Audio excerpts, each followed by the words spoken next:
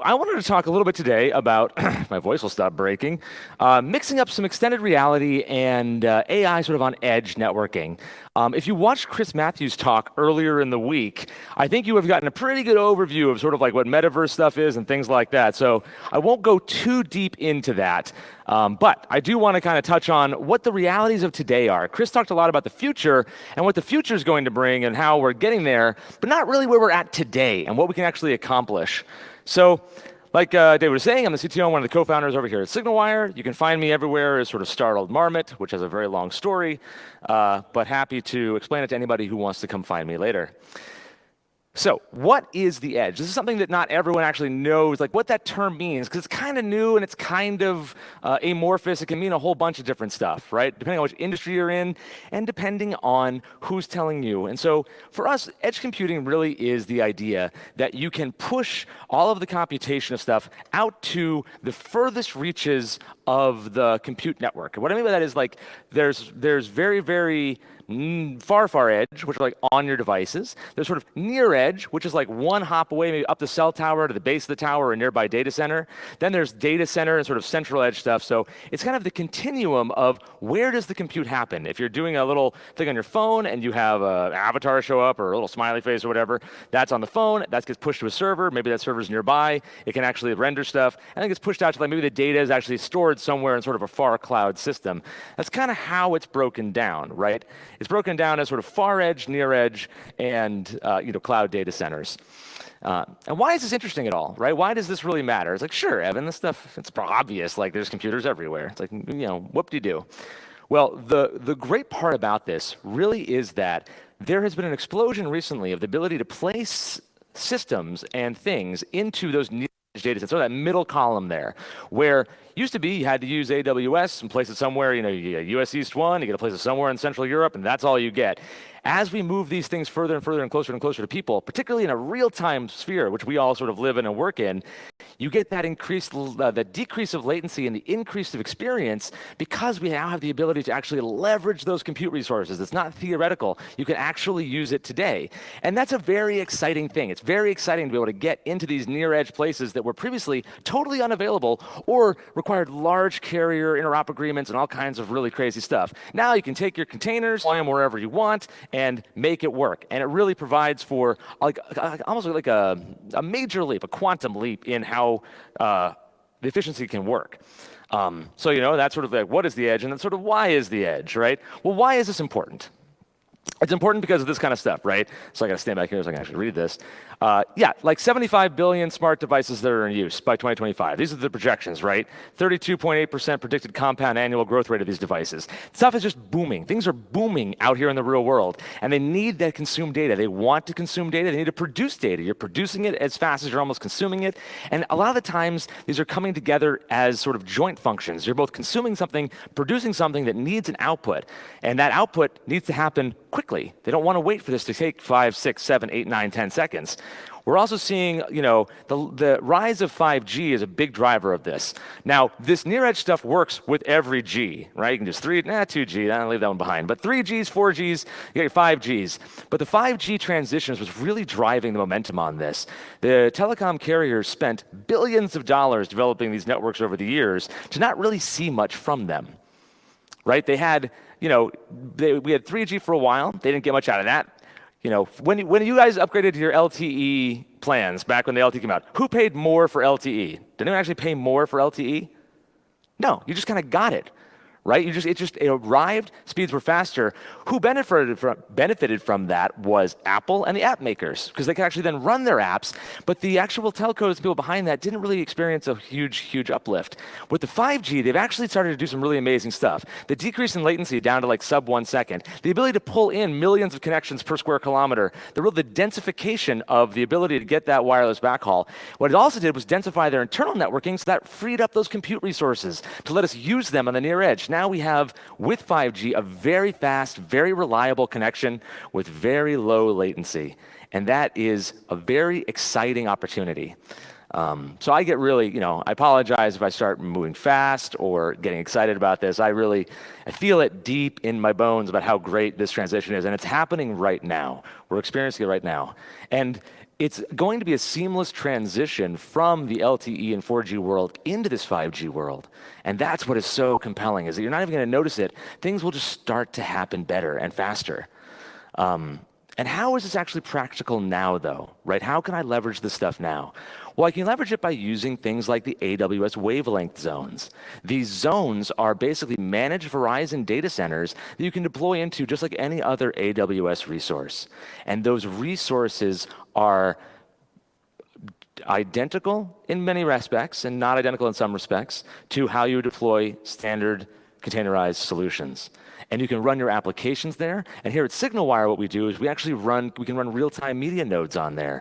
So all of the media you transport from a Verizon handset doesn't go from the Verizon handset to a remote data center somewhere. It actually goes from the Verizon handset directly to the nearest location that we can find, and then right back again. So that media and transport time are lightning fast, and we can kind of localize around the world like this. It's not just Verizon. Wavelength zones are available from KDDI, Voda. It's really expanding sort of across the world.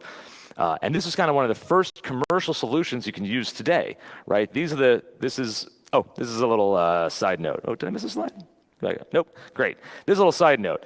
One of the things, just so you guys, most people in here know about the voice latency in about 2 seconds is really all you ever want to get to. We know that's pretty standard, so anybody watching this out in the virtual world, right, we try to keep latency as low as we can. I always like this fact that the latency, if you were to stand at the top of the Arc de Triomphe and shout down at the base, that's as far as about 200 milliseconds in the real world. So if you can hold a conversation from the top of the Arc de Triomphe to the bottom, that is literally the maximum real duration you ever want to do. So I don't know, I call it one. So we need one Arc de Triomphe latency at a maximum. I think that's entertaining.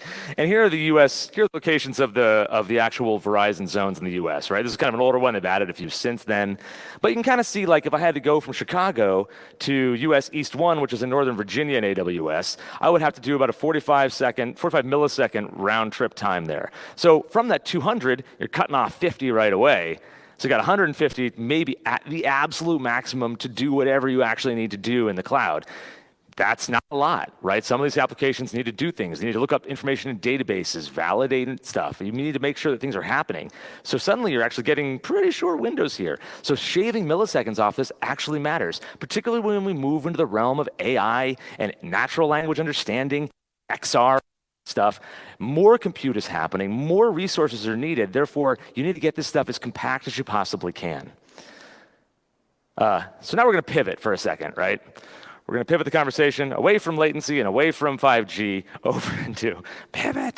over into what about XR, right? So what about this XR stuff? So XR, if you remember, this stands for extended reality. It's now the new sort of umbrella term, the catch-all for augmented reality, virtual reality, and mixed reality. It's sort of the term we now use to do all of them because they're all kind of combining. Virtual reality being completely immersive, augmented being what you use when you look through your phone and like see something in the real world, and mixed kind of going between the two. So XR is the term for all of this. Now, again, what about the metaverse and other things you've heard about? Go watch Chris's talk from a couple days ago. He gets very into this. The guy has worked with Neil Stephenson and the geniuses who actually invented the term. Viewing the metaverse through Chris's distillation, I think, is the best thing you're going to get from that. So I won't go into those further opportunities on that. But real world XR is what I'm interested in. How can we use this today? What are the real applications? And how does that combine with this idea of edge compute to actually make things occur that couldn't occur before? That's why I'm here. So Pokemon Go, right? Everyone knows this one. That's an augmented reality app. But 73 million players, 73 million people play this game, catching them all every month. That's an insane ramp up from where they started, right? They had major problems scaling, if you guys were around in the beginning, because they couldn't get enough players online. They did not have the resources available anywhere nearby. They had to try to scale up as much as they could. Now it works great. And everyone is familiar with this. Kids play this. I have a friend who's a doctor at the City of Hope, and he literally walks around between patients catching Pokemon. He is, by the way, the best. There is this. This is something that actually is near and dear to my heart. We're having to do some home stuff now, and all of these apps, House, IKEA, Wayfair, have augmented reality components where you can actually hold up your phone and look at them and place objects in your house and then see how they fit and how they work. Right? It is. I have an iPhone 12. It's still slow. Like, it uses Apple's AR kit to on the phone do something, which is a very, very far edge compute resource, right, is your phone. And then it uses the models and data that it brings down from actually those sites to place these things around. A good example, though, of something that's moving forward on this is, oh, did I drop that slide? Darn it. There's another company in here, I guess it didn't drop it, called Modsy. And Modsy is a app where an actual virtual designer, a designer comes and designs your room for you. And it has like an AR interface where you can actually put on goggles and sort of look around and see how the actual room would look. And then you can click on stuff and then buy those things right away. So it's really an amazing tool. Now, what it doesn't do is you can't get in there with right? It's all just one-sided. You get in there, you look around, change stuff, and it's all cool that way. What it doesn't do is allow any interactivity. There's no ability to get people into this thing and actually do stuff with them. And that is where the future of this is going to. We're right at that beginning stage of these things are possible, but soon we want them to be possible with other people. And that is where the scaling of this XR comes in, right? How do you do things like go from solo interactions up to group interactions? Everything from being able to do virtual watch parties for sports games, whether that's in a headset or on a 2D screen, you're going to need to bring that together. It's going to require some sort of central mixing resource because it's too demanding to happen on individual far-end devices. So near-edge cloud compute is the thing that actually can enable this to be responsive, to be fast, and also to be scalable because you don't have to worry so much about all the resources that's handled by everybody else. You can just use their stuff, right? You'd have to do sort of machine learning model enhancements, right? This is object detection on a traffic camera. This isn't built, the traffic cameras are dumb and cheap and weatherproof, and you don't want to mess with those things. They stream that somewhere, but they want to get the object detection for, this is crash analysis, things like that. They also do this for actually trying to count stuff in bins. One thing I was looking about a while ago was pearls. Counting pearls as they come through and sizing them is an actual application for machine learning object analysis. And they need this to be fast because the throughput depends on how quickly they can get back the count of these things. So doing this in sort of near-edge cloud compute is an amazingly powerful resource to enable really fast responsive timing on it. And how do we get into this kind of thing, right? SignalWire is sort of a layer where we come into this in the future of XR by the idea of we can flow through video like in a pre-processing format. This is something like this is a way that we can leverage this in the future where, let's say I'm in a 2D conference and it's just a picture of me and I'm talking on a two-dimensional flat screen. We can take that, show it to you in a typical cantina like everyone is joining us here, but then we could probably segment your face out, right? Pass that face on in an additional stream to the AR environment, whether that's Unity or Unreal, which then can reconstruct you as a 3D avatar, right? Again, turning Janeway into a tune. You can't really see that because I'm in the box in front of it, the guys here can. And it's this idea that you can actually live in multiple dimensions. There's the 1D dimension of calling in on a cell phone, calling in on a telephone into a conference. There's the 2D of a flat screen I'm looking at, and then there's the future 3D dimension that we're still exploring and getting into. And SignalWire kind of sits at the nexus of all of that, where we can process the inbound phone calls, we can take that into something like a normal conference like this, and then we can pump this out into other parts of the world to combine all these resources, and it has to happen fast. So we have to do that somewhere near the edge. So we actually tried this, right? This is not all just theory. Some of it's theory, some of it's more future stuff, again, like what Chris was talking about. But this is really stuff that we can do today. We can use these resources to do real stuff. So what's a real use case of this, right? How about a contact center? Contact centers are a big business. Lots of people work in them, lots of people do them, right? CSAT scores, all this kind of stuff. Well, what if you have a WebRTC connection from these Verizon phones going up into that wavelength zone where you're running your application and the media mixing and then doing everything right there? What kind of improvements are you going to see if you actually do this, right? And why does this matter? So we wrote these 83 lines of JavaScript. This is in our GitHub repo. It's called the VentBot. It's basically a sentiment analyzer. This is written by Luca Pradovero, one of our solutions architects, and he basically wanted to show sentiment analysis in a wavelength zone in the use case of a contact center. Someone happy with what's going on, upset about it, what's shaking, right? So this is something that was important to demonstrate for all the various reasons why that the scores they get from contact center stuff, right? It increases the customer satisfaction rate. You can increase your call answer time, decrease average hold times, decrease the number of calls answered by each agent. The more that people can help themselves with these natural language understanding systems, the further the systems can scale and the lower resources they have to have on the back end. So anything that improves this actually affects the bottom line. And this happens over millions and millions of calls or billions of minutes a year. So, we deploy these into AWS wavelength zones sort of around the world, right? Check these ones out. Both the media and the application were both running on the edge. We saw, lower latency and sort of the higher QoS from the system. The signals came through loud and clear. Running over WebRTC on the data path also gave us a nice 16 kilohertz audio. So everything sounded really good, although it works with standard PSTN audio, and really does increase that customer satisfaction, sort of the attention of the person to the conversation. This was something, actually, that Jeff Bezos early on, when the Alexa came out, the one thing, do you guys know what the one, like when they came to him, what he basically said about it the first time they demoed it to him? Does anyone know this story? They basically said that, he's like, it's too slow. The guys were like, he talked at it, took like a second and a half to get back. He's like, no one's going to use it. Like, it's too slow. No one's going to use it. They're going to talk at it. They're going to forget it. They hate it. It's too slow. So their engineering team went back, built this big monolithic Java app, and got it down to like below a half a second. And they said when they went into that meeting, it was like a light bulb. It was like, oh my God, this is now the future. It's so responsive. It feels like I'm talking to another person.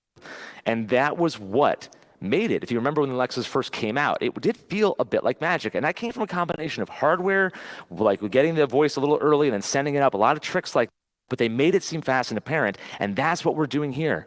You're giving that sort of Alexa feel to any application you write. Anything that uses that sort of media, voice, video, has that same sort of like immediacy. And that really makes it feel much more lifelike. And so we saw these actual real results. So here's some actual real results, right? We saw the media transport time drop from, what was that? We kind of cut that down by, it went from a couple hundred, 250 down to about 150. That was a 160% reduction in that one, and actually a 300% reduction in the call connection timing, right? So the calls were instantly set up. The data channel hooked in. We saw them get started. We got in there faster.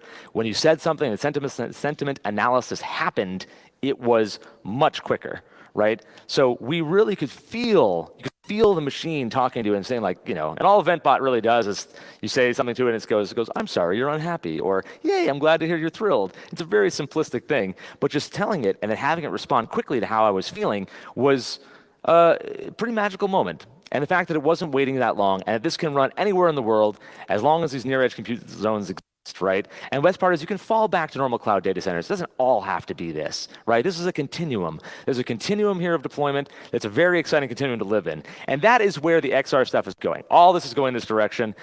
As interactivity increases around the world, it has to be real time. It has to be fast. That's what makes it personal. That's what makes it good. And that's one of the things we're really focused on here at SignalWire. So that's all I have for this right now, guys. I really appreciate it. If you have any questions, let me know. But thank you for listening.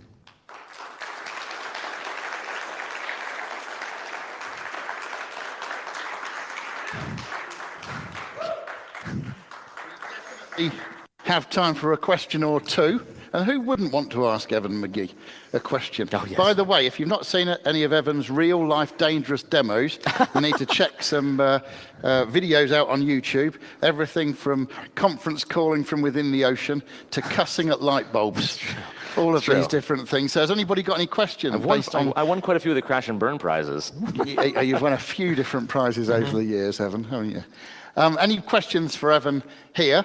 Evan, if you keep an eye on people, just in case they ask a question, I'm just going to look at the chat because there's a lot of things going on in the chat. You bet. But it appears to be okay. We've got Nick telling people that presenter slides are available. Okay. Everything has scrolled up quite quickly, so I don't know whether anybody's catching any online questions that might be asked because they've scrolled up from here. I can't believe it, Evan. There's a sea of people out there. I know.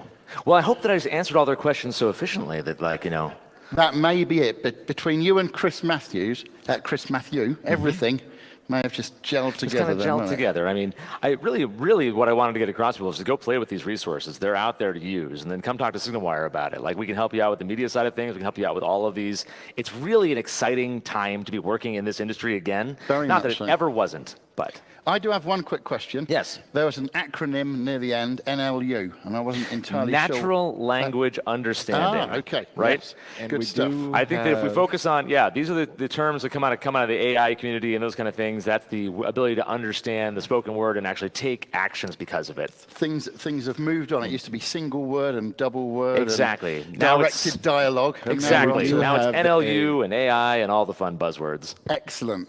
Okay. Well, if there are no questions for Evan, which is hard to believe, frankly. Frankly, it's very hard to believe. Everyone. If there are no questions, we'll do one giveaway before we go for a break, and then after the break, we'll be coming back doing the Coda Games prize giving and the. Quickly, we do have a question in Cantina. Okay. Someone was asking where they might be able to find that repo to the application you showed. The VentBot one. If it's not public as of right now, it will be public as soon as I get off stage. So you'll be able to find it in the SignalWire GitHub repository. You can go take a look at it. Feel free to mess around with the code. Everything that's in there is public that you can see. If you can see it and it's not public, then also please let me know. But you'll see it. You'll know when you see it. As soon as you get it, if you want to send us a link to the repo, we'll throw it in the chat for the people wanting to see it and everything. Will do. Okay, Brett, any further questions up there? Not sounding like it. Okay, let's do that one drawing, and let's give a big ClueCon round of applause to Evan McGee. Thank you. Thank you all for coming.